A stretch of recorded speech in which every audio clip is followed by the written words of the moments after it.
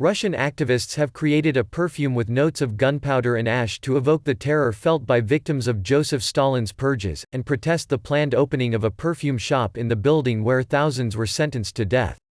Just 500 meters from the Kremlin, in house number 23 on Moscow's Nikolskaya Street, 31,456 people were handed death sentences between 1937–8, then executed elsewhere, according to the city's Gulag History Museum. The sentencing occurred during Stalin's Great Terror, a series of purges in which the security services killed hundreds of thousands of people on trumped-up charges. The building's owner, Vladimir Davidi, head of Esterk Lux Parfum, wants to build a perfume and fashion house on the site, the Novaya Gazeta newspaper reported, but more than 46,000 people have signed a petition opposing the development.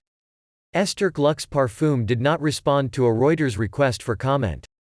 Alexei Nestorenko's father was convicted in the house on Nikolskaya Street by the NKVD, the forerunner to the KGB and FSB security services. Nestorenko, now in his 80s and who was only a baby when his father was killed, protests every Wednesday at the site, on what is today a busy shopping street. He was convicted in this building, sentenced to capital punishment for being in a terrorist, counter-revolutionary organization, Nestorenko told Reuters.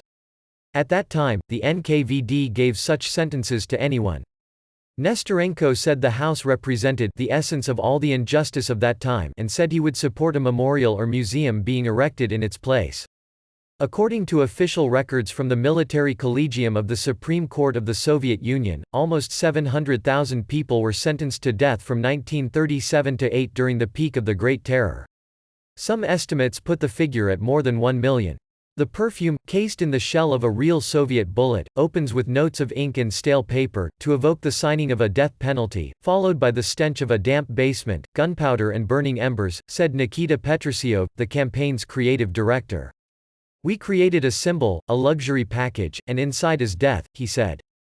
Petrusiov said it was awful and absolutely crazy to have a luxury boutique at a site where thousands were killed. The perfume is presented lying on a bed of soil, taken from the outskirts of Moscow, near the site of mass graves, where many of those convicted in the Nikolskaya house were shot.